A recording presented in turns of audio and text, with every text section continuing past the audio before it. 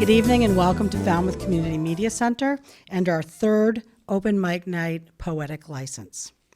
My name is Deborah Rogers. I'm the CEO of Falmouth Community Television. Before we get started, I just want to direct your attention to our emergency exits. Directly behind you there's a door, there's another door off to your right, and there are two doors behind the curtain directly behind me. A little bit about Falmouth Community Television. We are a nonprofit 501c3 membership-based organization.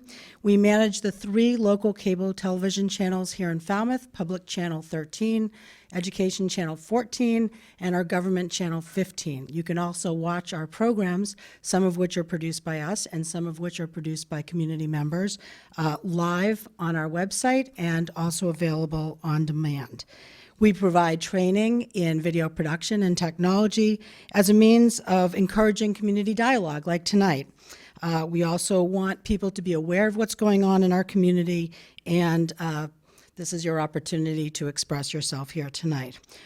I want to invite you to tour our facility at the end of the night. This is our brand new Falmouth Community Media Center. We're very proud of it, and we're proud to show it off to you. I'd also like to invite you to become a member. It's only $30 a year for an individual membership, and most of the classes that we offer are free. And we have a monthly orientation where you can learn much more about us. And now for our show. Our hostess for Poetic License is Alice Kachimba. I'm going to put on my glasses so I can read about Alice. Alice is the founding director of Calliope Poetry for Community. When asked, how did you get interested in poetry? Alice credits Emily Dickinson with saving her sanity after she suffered a severe head injury in 1986 and she lost the ability to read, drive, and work. Emily Dickinson's poetry was a lifeline through this period of pain and isolation. Now, poetry is a tether that holds Alice to many of us who struggle with whatever challenges we face. She is grateful to poetry and to the connections it creates. And we are grateful to Alice for working with our staff to plan and host these open mic events, and of course, to all of you for participating and joining us here. We ask that you mark your calendars for next month's edition of Poetic License, which is Thursday, November 21st.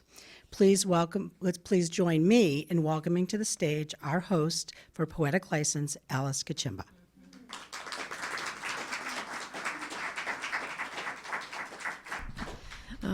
Thank you, and it's so good to see everybody, some familiar faces, some new faces, and the only other housekeeping, of course, is to please silence your cell phone. We don't want you to silence anything else, not your voice, not your music, your comedy, your spoken word, your original poetry. And I just want to reiterate thanks to Andrew for reaching out to me, Andrew Richards, and to Debbie and Rogers and all of the staff and all of the volunteers. Rich Humans and I became new members, and we're very excited to see the range of opportunities to really participate in a community facility. So that being said, we have, at this point, 15 people signed for the open mic. Andrew will signal me, and that's why I'm sitting there, if you go sort of egregiously over, and I will give you like a real friendly wave. I'm not going to say I'm giving you the peace sign or anything else. I'm just going to say that. And just so you know that this is a celebration also of Free Speech Week, which is for us to really appreciate our human rights.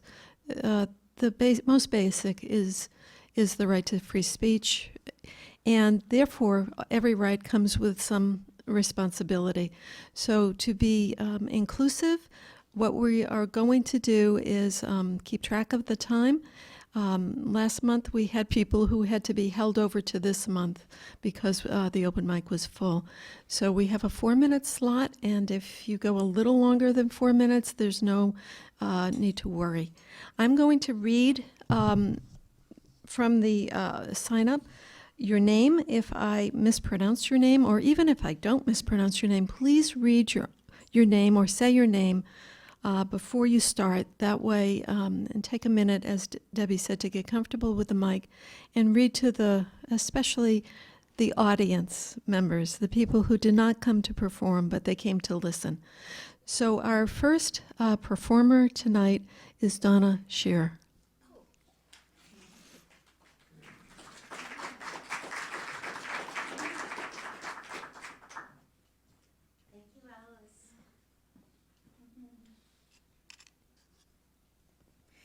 Yes, my name is Donna Shearer.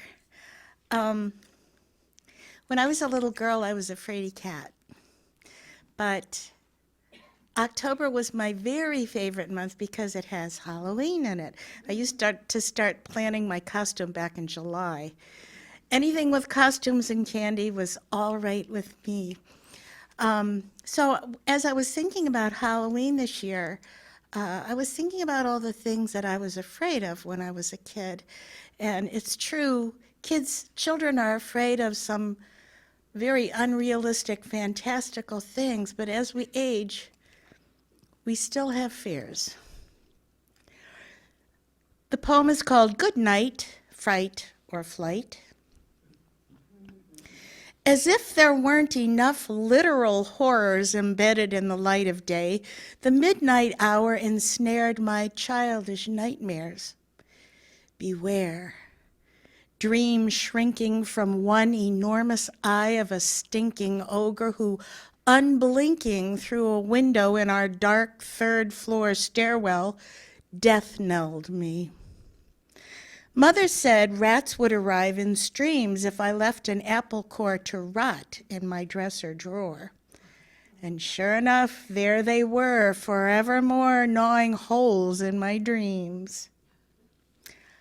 I was the wee one, the guaranteed one, stunned, come undone by Darby O'Gill's banshee, the ghoul who felt free to referee and decree technicolor terror courtesy of Mr. Walt Disney.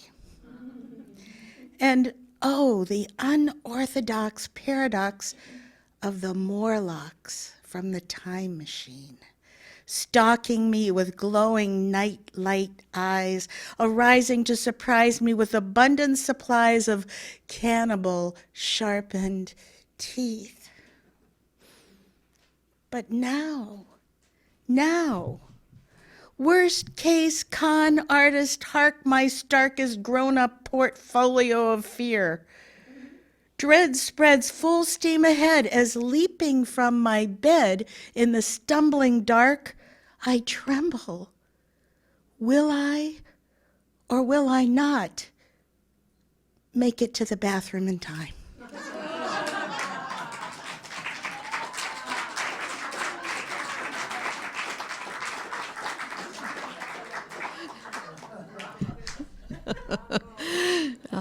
I think many of us really share that fear. Thank you so much, Donna.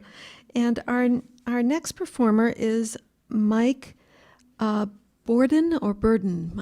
Mike. Yeah, that's you. Come on up, Mike.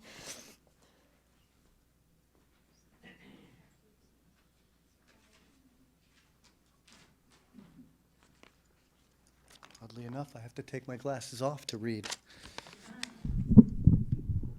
This goes up, is that right? It's very loud.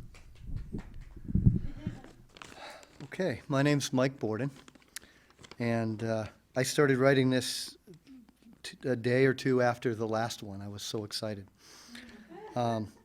It's called The First Inquisition, and it's a poetic adaptation of Genesis chapter 3. Yo, Adam, where are you? I'm here for our walk. The Lord's call split the air. We'll meander and talk in the cool of the day as we usually do, when the sun-kissed garden glistens with dew. An intimate time, just Eve, I, and you. We're down over here, Lord, to the left of that tree, just covering up so there'll be less to see. We heard you were coming, and it kindled some fear at the thought of one such as you coming near with our newly awakened conscience unclear. Oh, Adam, what's caused your comfort to fade?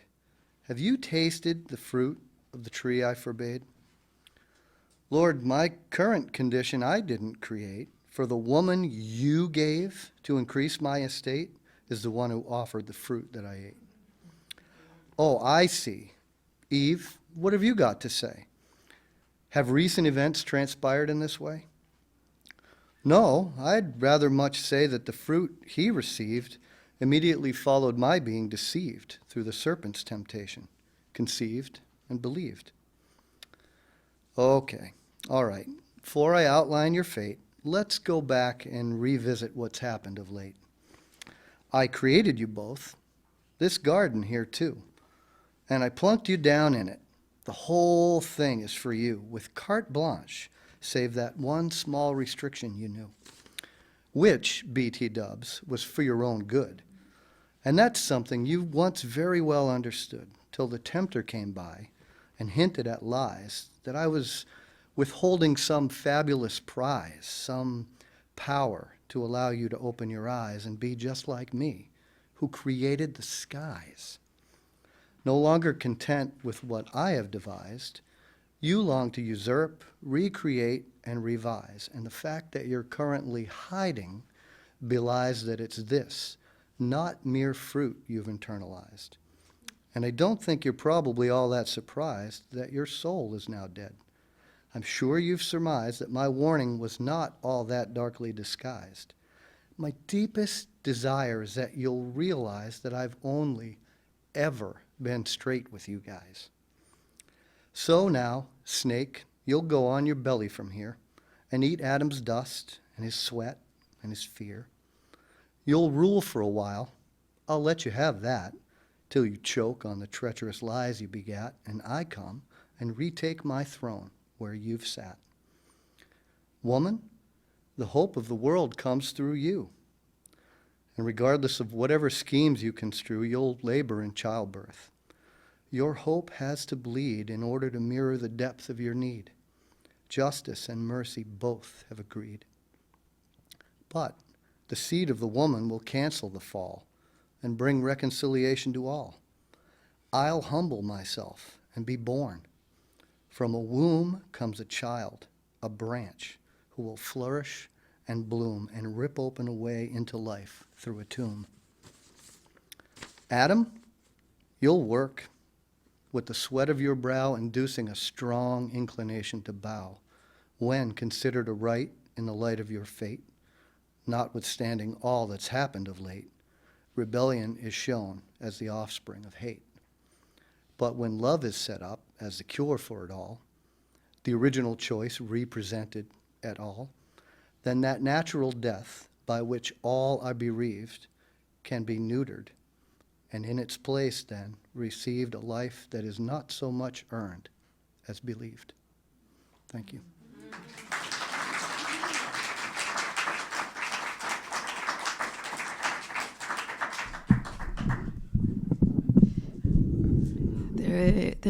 Thank you, Mike. And the rhyme really works to keep the story going, so that was wonderful as well. And I'm glad you just stuck to one chapter in Genesis. Genesis does have a lot of very rich stories in it. You get to Esau and Cain and Abel and Esau and Jacob. A lot of things started to happen. Okay, so our next performer is a musician, and he was here last time, Jim Haines. Jim. There.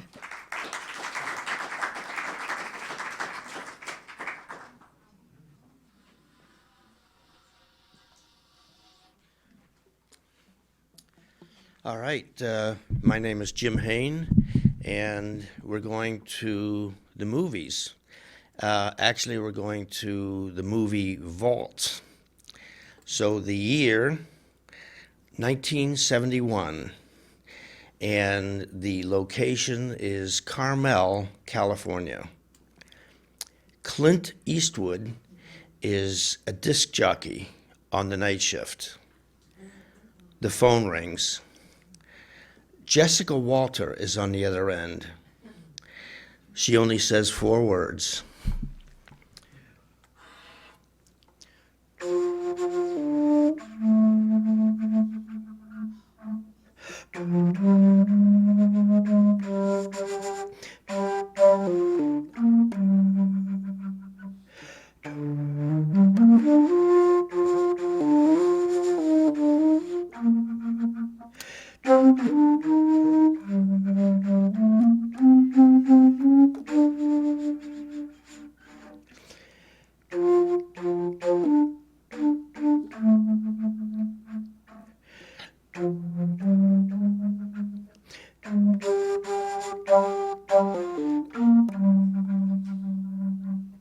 In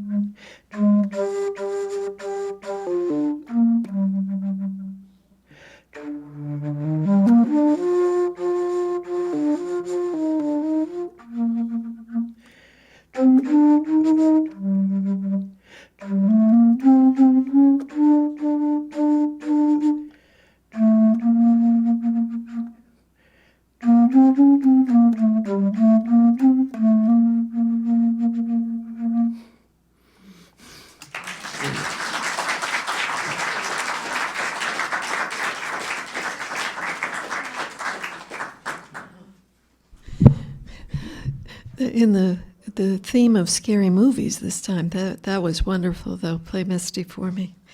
I tried to get Jim to tell me what he was going to play, and he said, you have to, just, pay attention, and then you'll figure it out. So our next reader is someone I know very well, and she's such a good poet, I'm sure she won't mind going right after a musician. Please welcome Christina Laurie.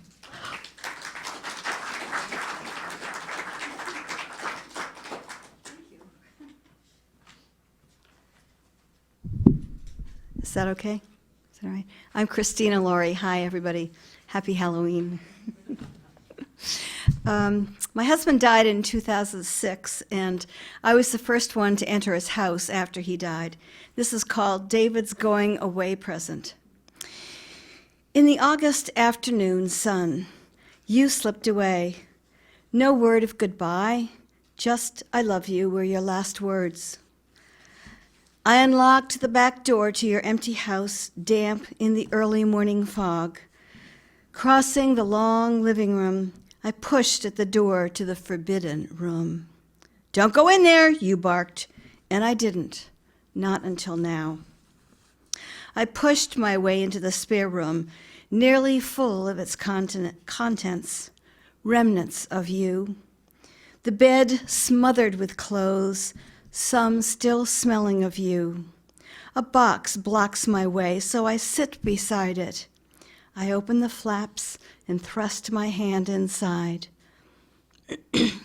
Letters, old bills, pens, pencils of all sizes, empty envelopes used and unused, often smoked pipes, matchbooks, marbles, a mason's bib, marmalade jar, 4 pennies, a nickel, 2 quarters.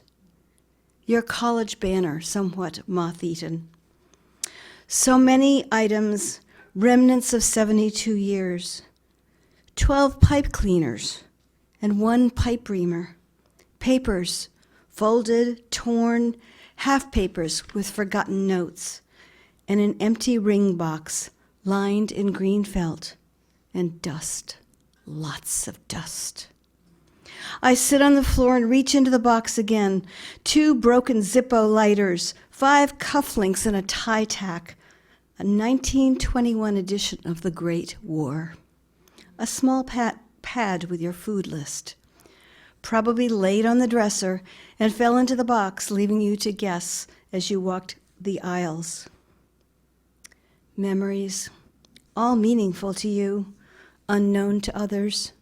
Some touch my heart. A pewter ashtray from the Little League team. An unmatched spoon stolen from the restaurant we frequented. A faded, crumbling rose wrapped in wax paper from your old garden.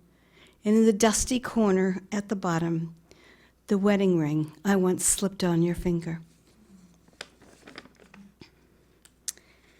Then I thought I would read It's fall, but winter's coming.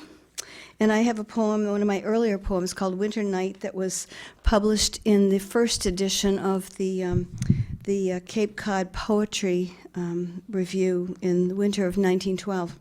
2012. Ooh, that makes me old, doesn't it? That makes me very old. It's called Winter Night. Cold as the nose of a snowplow, dark as Grandma's attic corner.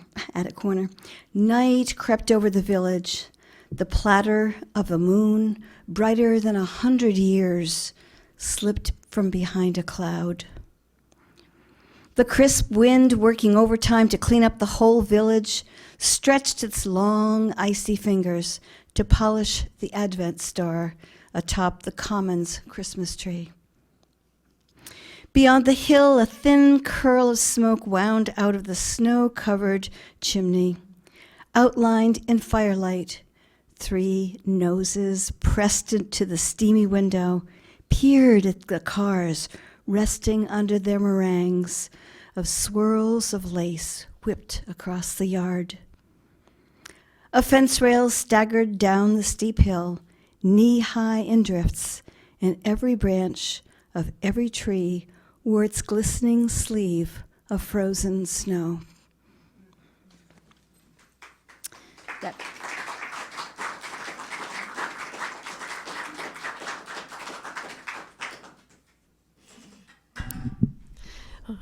Thank you, Christina. Very moving. Especially the first poem, the list, the list, and then the ring. So our next poet is a good friend of mine that I met through Mass Poetry, who we keep in touch, and she's all the way from Lowell. So please welcome Jackie Malone.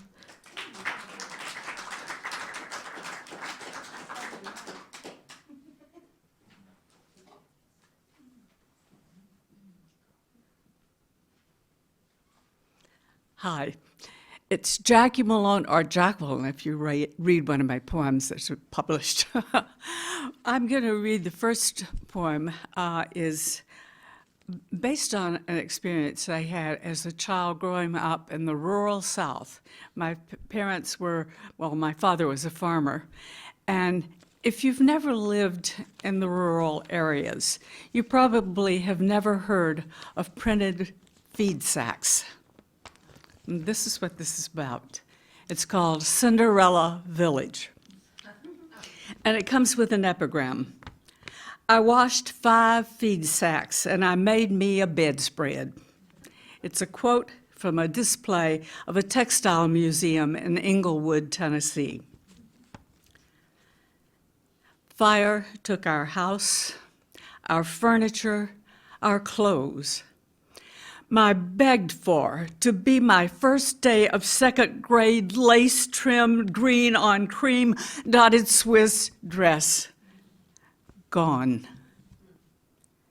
Neighbors on farms for miles around pitched in with plaintive words and their best hand-me-downs they brought to my grandmother's house. She thanked them at the door, then took me on her lap. Ma, I sobbed, my dress. We rocked as she snuggled me in her arms, the way I'd snuggled when I was 4. She let me cry a while, and then she said, I need some chicken feed. Let's go get us some sacks. We walked down to Clark Brothers General Store, where Mr. Charlie showed us 100-pound cotton percales, pink background, fairy godmother, and Cinderella patterned feed sacks. We'll need both bags, she said, handing him 2 quarters. She softly said, I'll be back next week with the rest. He looked at me as I heard him whisper, never you mind, Miss Molly. And 1 week later, front row desk, in my hand-me-down shoes and trimmed in blue bias tape Cinderella dress. At recess, even the fourth grade girls came round to check it out. And Mr. Charlie's business boomed. He kept getting orders for chicken feed and Cinderella sacks.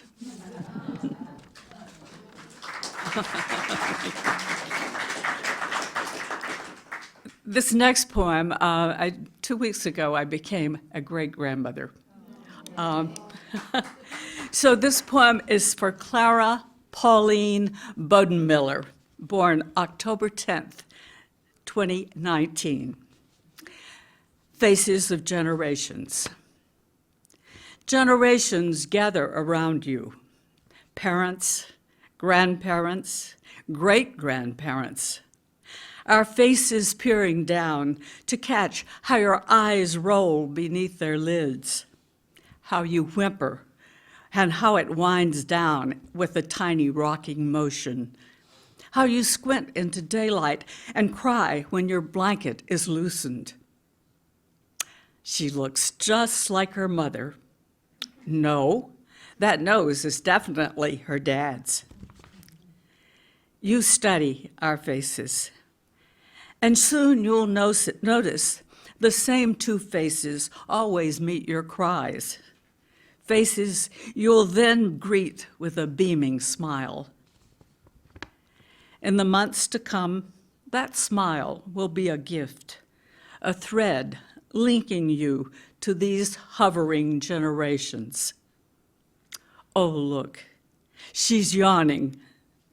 We all chuckle and smile at the deep hole we see, hungry for food, for love, and the world's ever-changing visage. Thank you.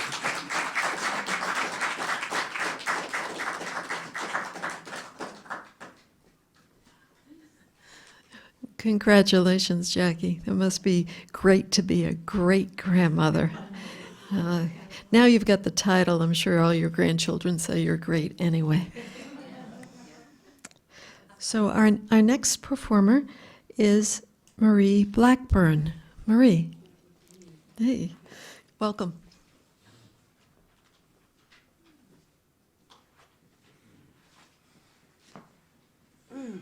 Hi. It's scary up here. Thanks for having me. Yeah, so this first poem is called For Such a Time as This, and I wrote this for a women's conference some years ago, and it just takes us through the seasons of our lives. Okay. I believe in the process. I have endured the pain. I will withstand the preparation and purification for all that I'll gain, because I was created for such a time as this. Take a walk with me as this journey unfolds.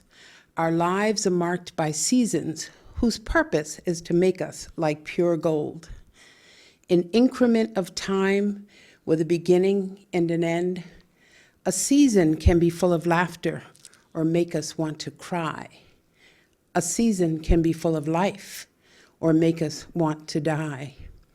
But hold on and don't give up, because one thing that we know, it will be made beautiful in its time. Just like the winter turns to spring and the cold winds disappear, God is working out some things. In time, he'll make it clear. Why, Lord, why? I can't take no more. Are our cries for mercy like the summer's heat when the temperature starts to soar? Like autumn leaves, we are changed, weakened, tossed to and fro. If not for this process, we would not grow and be ready for such a time as this. The victory is in knowing there are things we can't control. Springtime will come, and the flowers will bloom, and the circumstances of our lives will get brighter, if for only a time. We all have danced, and we all have cried. We all have lived, and we all will die. We all have wept, and we all will sow. But there's one thing that we all must know. It will be made beautiful in its time. so that we are prepared for such a time as this. Thank you.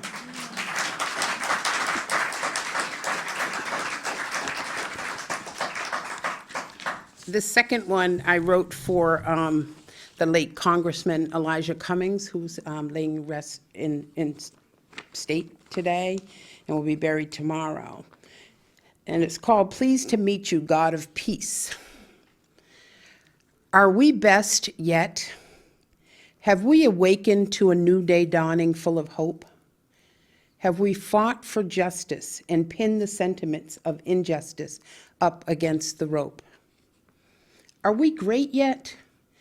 Have we extended our hands across the aisle? Have we laid down hatred of our brothers, if only for a while? Have we admitted our racist rants cause harm and shame? Have we sought to change our divisive ways? Are we best? Do our actions match our words? Are we spreading seeds of anger and trumpeting the absurd? Are we men of valor and women of virtue who stand up for those who would seek to hurt you? Are we living out our creed to be free at last indeed, or holding our brothers down in search of power and out of fear, clear signs that the end of peace is near? Are we great yet? Are we leaving the world better than we found it? Will history hide our sins? If we can't move forward with truth and love, I fear that no one wins.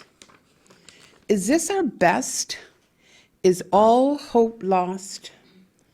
Does the pit in my stomach and the stress that I feel cause me to call on the one who could heal our land?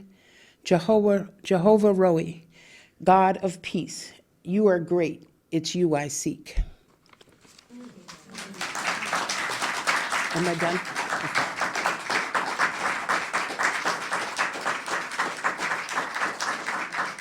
Oh, thank you, Marie. Please come back. We want to hear more. And, you know, people sometimes ask me why poetry matters. It can give us hope in a very dark time. And it can also celebrate a life well lived. So thank you for both those poems.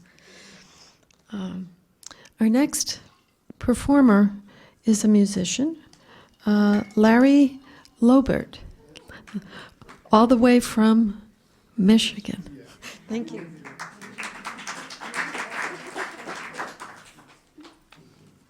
I'm a little bit nervous. I noticed, I went back and looked at the tapes of this you'd done before, and I saw that if you were a first timer, you got that free applause, so I was hoping to get that cheap applause. Let me just make sure I tune in.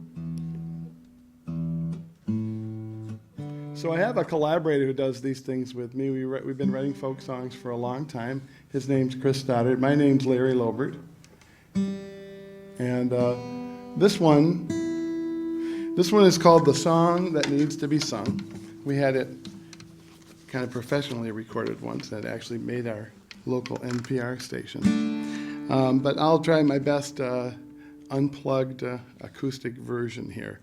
The song that needs to be sung, I think it's appropriate to the Free Speech Week because it really is about the importance of song in every movement that has ever happened.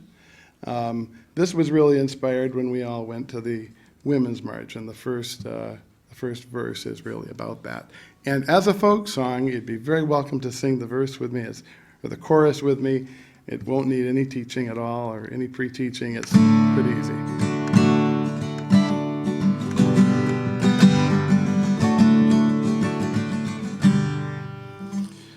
Come tell me, please, what's become of the dream? 'Cause it seems like we're back at the start. In this river of signs that the streets can confine, and 500,000 troubled hearts. Oh, I've been here before. I've served in this war, every loss, every battle won. From the public square to the Capitol stair, I'm the song that needs to be sung. I'm the song that needs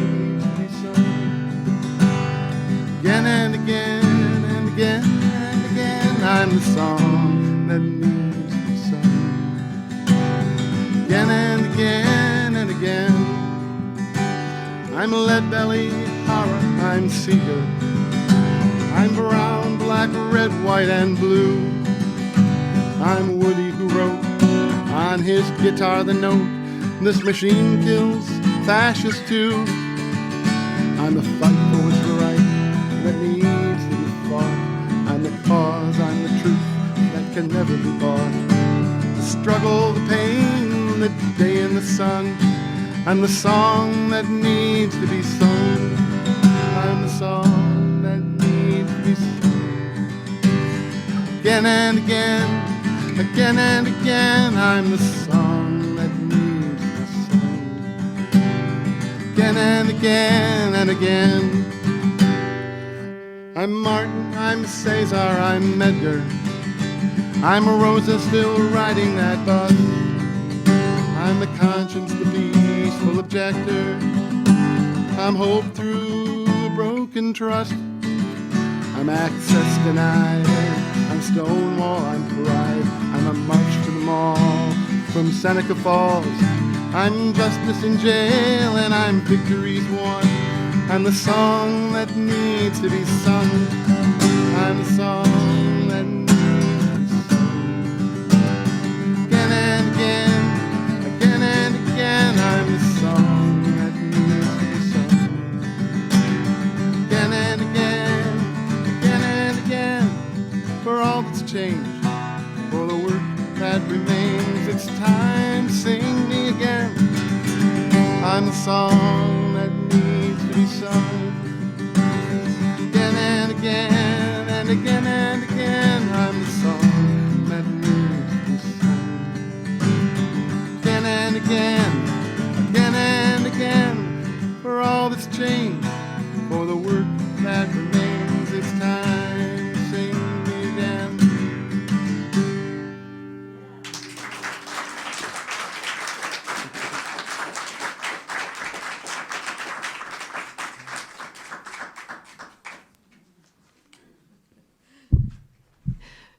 You get extra applause because I didn't do it at the beginning. So let's give him another round of applause.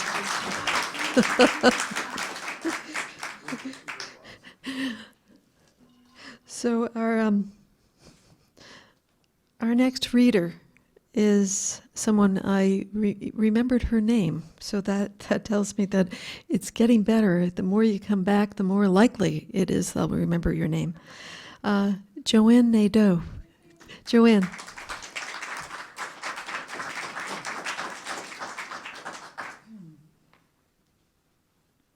Hi, I'm Joanne Nadeau, and I'm going to read two poems tonight. The first one is called The Wooden Box, and I have this box upstairs in my office, and it's been there for a long time, so I was looking through it recently and thought this could make an interesting poem.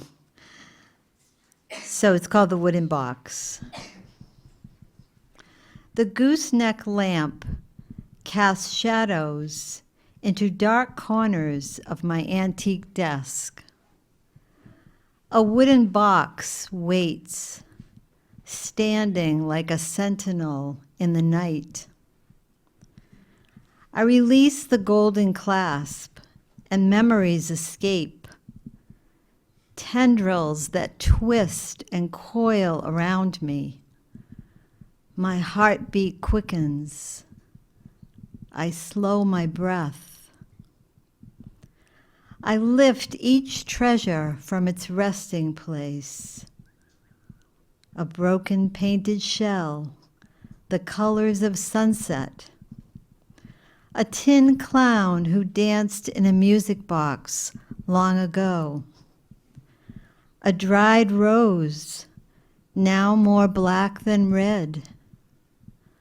A brittle leaf from an autumn walk. Hidden photos are discovered. I see myself, a young mom, 3 little ones pressed around me. All crooked braids, missing teeth, baby cheeks, posing for a Sears special. I touch an origami crane, one of 1,000 folded in a hospital room, for a hope, a wish, a prayer that could not be granted that day.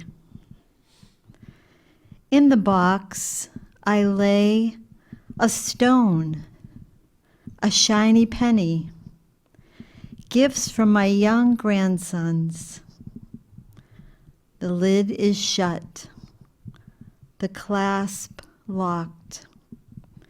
Memories recede like fading colors in a sunset sky. I whisper goodbye and feel a flutter like wings against my chest.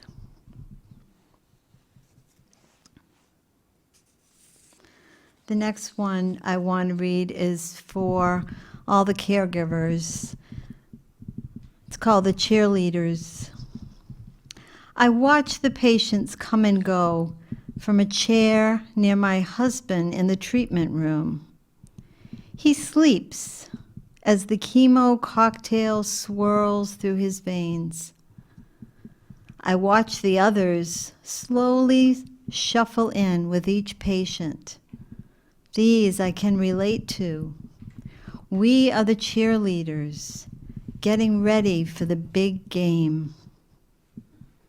They settle near their loved ones, partners in this strange dance, one tied to a tube, while the other hovers around like a mother bird, flitting swiftly back and forth, tending to every wish, large or small. I watch a husband move near his wife, tucking the red blanket around her frail shoulders, finding a straw for her to drink, taking notes on his laptop as he asks the questions, hoping for the answers that means a win for their team. I watch two guys, brothers. One cracks jokes as the nurse checks the vitals on the other. I smile at the next corny joke coming from the nearby comedian. The whole room listens as this guy throws a Hail Mary pass, tossing our worries to the ground while giving us the gift of laughter for a while.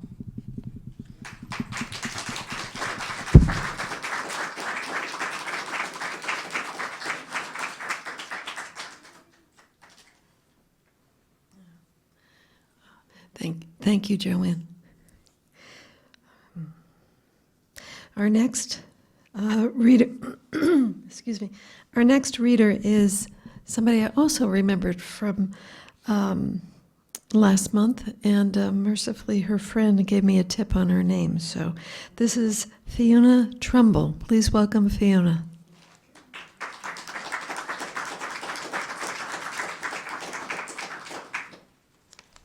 So this poem is called Between Life and Death. When the doctors open my corpse, they'll find a hissing sea of static, formless and infinitely dense. They'll peer into my brain and find out I still dream about the room where I spent the first few years of my life. The divots in the carpet and the creaking of the floors. In my dreams, terror always consumed me. Laying down in my bed and hearing the door open, squeezing my eyes shut, the terror entered. When my heart is split open, blood doesn't come out, but crushed tiny stars. I am formless, infinitely dense, made from the graveyard of Cosmos herself. I exist in an atmosphere I will expand and fill. I am buried in dirt while my soul is becoming dust in orbit. My soul is dark and cold and absolutely boundless, but also hot and bright and contained. They will perform an autopsy, and the doctors will find out there was a large cavity that developed in my heart from driving down a winding dirt road I know too well. It is the road that leads to my childhood home. Each bend, pothole, and turn of the road is incredibly familiar. Drive down it too much and your heart might rot. I know mine did. It is getting dark. The sun is setting. I am reaching the end of all logical expansion. I am a mass soul. I am a grand thing. I will be okay. It is getting dark. I am a massive soul, a grand thing, and I will feel the darkness as the shoulder of the road cradles me in its wake. Black streaks deteriorate my vision. There's the hot heat of every memory I've ever had dripping down my throat, and I'm coughing up and spitting up every memory that ever made me laugh so hard I couldn't breathe. In the time there was some broken radio compression, and then nothing.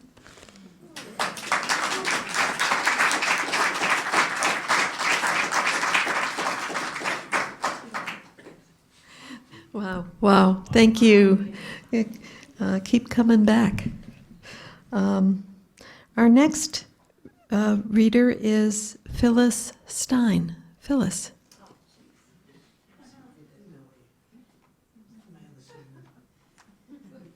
Yes, hello. I brought another pseudonym tonight because of this. I am a great fan of David Sedaris's, and he's a humorist, and he's pretty much well known, and I have seen him twice. So my sister and I, 2 years ago, inherited my mother's late house, and we wanted to sell it. And I wanted to be instrumental in trying to sell it, so I told the realtor that, for one thing, the carport, 1958 carport, could be envisioned as a blueprint for a garage. And I also told the realtor that it's a ranch. So I also told the realtor that it appeared to me there was enough sky overhead so you could convince the future buyers to do a second story. Anyway, she didn't put that in the advertisement. I thought it was kind of interesting. But anyway, so then I thought, gee whiz, I am going to write David Sedaris. I mean, he has money, and this, that, in the way that he writes things. So I hope I hope you find it funny. I loved it anyway, but anyway. This, Dear David, this is not really a fan letter, although I enjoy you immensely as a humorist. Otherwise, I wouldn't be in your audience for a second time. This is a choice chance for you to consider buying my late mother's ranch, recently listed, located in a small village of a town in Bourne, Mass, on Cape Cod, Caps. Besides the fact you can afford it, it seems to me that you might enjoy a hideaway in a quiet place where nobody knows your name and doesn't care a thing about your work. After all, you are neither a Patriot, Red Sox, Celtic, or Bruins player, and your family does not own the local Dairy Queen. Achieve a state of anonymity while holding on to your anomalous self. Your bon chance to be a truant from the incongruent. The ranch-style house is nothing special. In fact, its unspecialness gives you more refuge from places where people might expect you en vacances. It has 3 bedrooms and 1 bath. Trees provide privacy in front and back. Location is minutes from the Bourne Bridge to be off Cape, or an hour-and-a-half scenic drive to P-Town. There is also an imaginary cranberry bog on the property, but the only time you can see it is when you don't and have to imagine it. Of course, you could do a Christo and fill a kiddie pool with floating cranberries. There is also a newly constructed bulkhead door included in the sale, only it goes to the property next door. The Williamsons, and they probably don't know of you or care to know you. I'm trying to point out some of his peccadillos that I've read in some of his work. All right, and then one thing he does is it speaks about Nicaraguan. But anyway, nobody I know speaks Nicaraguan French, knowing your penchant for language studies, and the one person who could speak Japanese, interspersed with American no-no words, died 1.5 years ago. Big pocketbook to have, and this, that even my mother could understand. And I promise I won't blab about you and yous, that's his husband, and whose whereabouts. For additional enticements, I would gladly share my kale soup recipe with you to help you assimilate to the real Cape Cod lifestyle. And I could keep you informed on the yearly strawberry and East Ham turnip festivals, as well as the Wellfleet Oyster Fest. But wait, there's more. I would promise not to insist you autograph my John Waters books. This is an offering for you to think out of the box or think of a smaller box. A small village feel near Cape Beach, trash pickup at your door, and possibly occasional littering on the side front yard if you haven't given up that practice yet. I have read how at your English home you feel a civic duty to pick up litter thrown from passing motor cars. Not de rigueur here, but a continued hobby for you while here. I need not tell you too much about myself, although I'm not a realtor. My name is Phyllis Stein Gretarian Slavsky Gittleman. Nay Slavsky married a Gittleman just to find out what a Gittle is. However, he passed out if he could tell me. As astute as you are, you must have deduced that I do have a little Jackie Mason in me, as salacious as that sounds. Apologies to both Mr. and Mrs.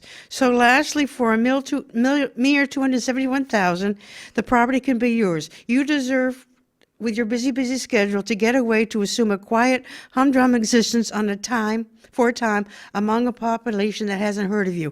Chillin', letting the salty air envelop you, the Montauk daisies and the herring runs await your arrival. Sincerely, Phyllis G. P.S.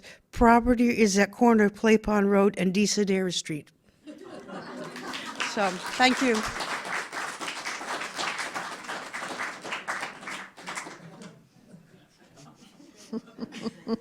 We thought it was hard to go after a musician, but Jackie, I think that's hard to go after you too. But we have somebody who is really up for the task, and that's Millie White. Please welcome back Millie.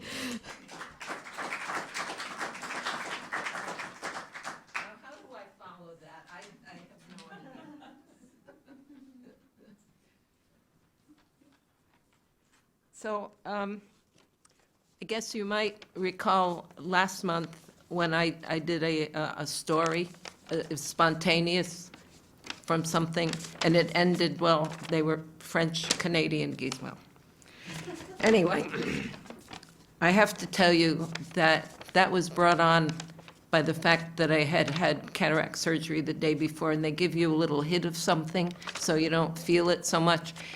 But because I'm old and have an old liver, it wasn't cleansed from me. So I was like giggling all day and decided to do the reading. So I don't know, there you go.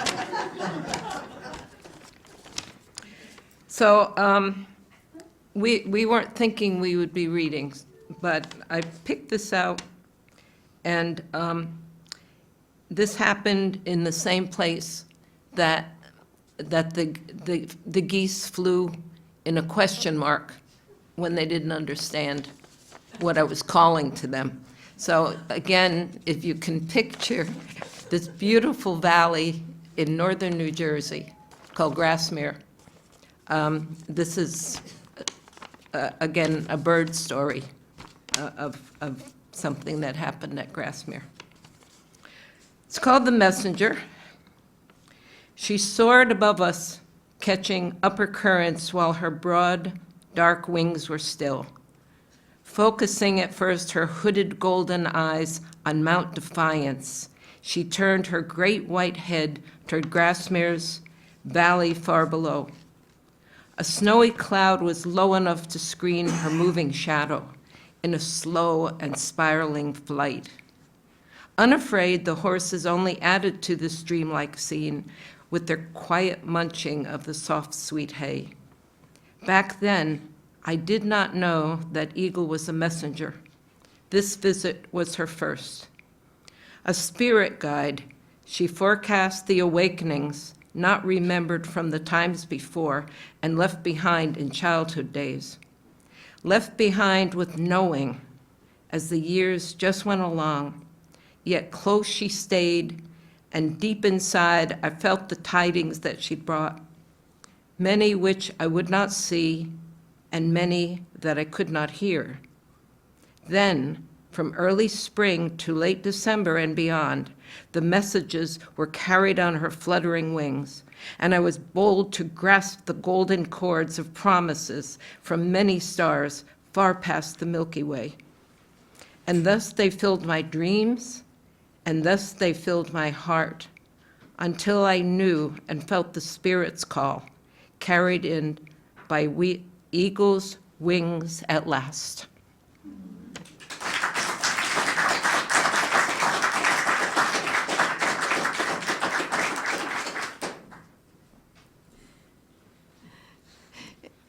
Thank you, Millie. And you dressed the part. You have an eagle. Actually, I'm going to read 3 poems. 2 are for Sara Caruso, who's here. And what you heard in the introduction is I got into poetry because I was hit by a line drive at a baseball game and lost the ability to read.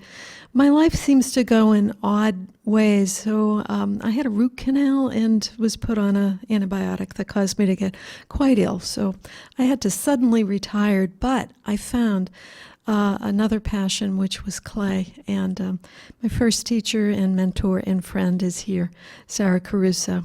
And she's going to be doing clay at a new center nearby, actually right down the street from David Sedaris, actually. The Meeting House Clay Center, right on the line between North Falmouth and Katomet. So these first 2 are thank you poems for Sara Caruso. Thank you, fist-sized lump of clay, for teaching me everything depends on being centered. Don't rush. Set my body. Don't think. Feel with my eyes shut. If I have to ask, is this centered? It's not. No one else has my hands. Hands must work as a team. Be patient. Is there a bit of a wobble? Get up. Look from a distance. Do the sides and top look still, even while rotating fast on the wheel? Then everything's centered, as I would like to be in this hubbub world. And the second one is also a thank you poem that uses clay as a metaphor, and it has a bit of a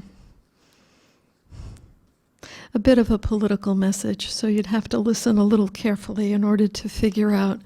And just so you know, clay teaches you 2 things. It teaches you patience, and it certainly teaches you humility. And some of you remember Rich Humans, who's my husband. I made him a coffee mug, and he's very sentimental. He keeps everything, but he's also a very practical person, and he decided to pour his hot coffee in the mug over the sink. And the coffee drained out the bottom. I have gotten better since then. There's now a coffee mug that's, does at least function. So this is what prompted this poem, which is thank you, again, for Sara Caruso. Thank you for this bladder of sunlight after weeks of gray, and how it illuminates more than these French tulips spilling over a blue vase, and for the failure of a late March nor'easter to dump another foot of snow, and for these pines steadfast in a tumultuous wind, like our politicians are supposed to be, and for this nuthatch at the feeder, eating as if practicing yoga, and for just this, ginger peach tea and this misshapen mug that wobbles but holds steady and does what it is supposed to do. I just hope the rest of the politicians will also do what they're supposed to do. Michael, I guess I don't know what to do. I'm going to read just a short political poem that I wrote, and then we'll just wind up if Michael doesn't come back. I do think in terms of poetry or spoken word or music, poems are not like, or performances, not like mayonnaise. It doesn't have an expiration date. So you can always come back. You can come back from over the bridge. We want to hear what you have to say. So there are there were 2 young people in the room, and this is a poem I wrote on the first anniversary of the shooting at the Marjorie Stoneman Douglas High School. And I know it's free speech, but it's not every week, every day is free speech. So this is my plea that we actually listen to our young people and get involved and make some changes in this country and make them soon. has a long epigraph, a sort of a performance-style poem. And I'll read the epigraph first, and then the title, and then the poem. On February 14th, 2018, 17 people were killed and 17 wounded at Marjorie Stoneman Douglas High School in Parkland, Florida. Nicholas Cruz fired over 150 bullets in 6 minutes from his legally owned AR-15 semi-automatic rifle. Cruz had threatened his mother and brother with this same gun. The day before the shooting, Cruz flooded a girl with texts, phone calls, and photos of old scars where he had cut himself, pleading for her to be his Valentine. And the source is the Miami Herald. Red flags. He's the quiet guy in math, the one who's bullied on the bus, the one whose mom just died, the one with many guns. Pop, pop, pop, pop. This is not a drill. He's the guy who just got dumped, the one they just kicked out, who kills lizards just for fun, the one with many guns. Pop, pop, pop. This is not a joke. He's the guy who couldn't cry, who slit his wrists when demons raged, who saved dead squirrel tails, the one with many guns. Pop, pop. This is not my life. Sulfur sours the air, sirens shrill and screams. I looked him in the eye, the one with just this gun. Pop! This is not my blood. Thanks.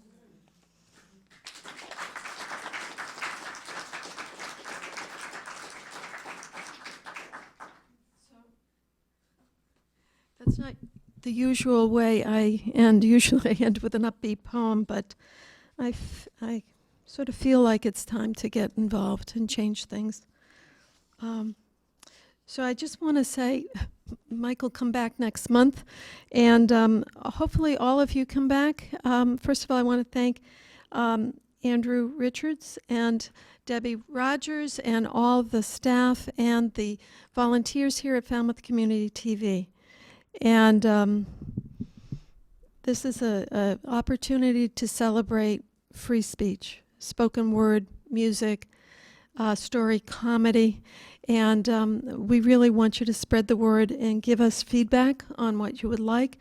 We wanted to try to sort of make sure everybody got heard. There would be no wait list for next month. That's why we shifted it to 4 minutes, and we can be flexible depending on how many people come as we're coming up to the holidays pretty soon. And we also, just for the sake of there's no intermission, we wanted to try to get it wound down by 9 rather than 9:15 to 9:30. So that's why we're making these changes.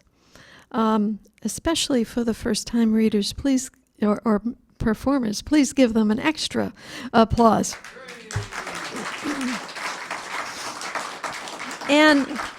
And I just want to say to the audience, the people who came to listen, who really value free speech, spoken word, thank you especially. I know that there are some here.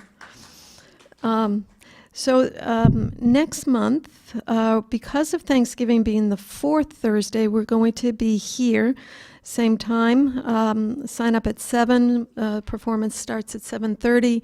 Thursday, November 21st. And we really hope that you give us feedback, use your social media to spread the word about Poetic License.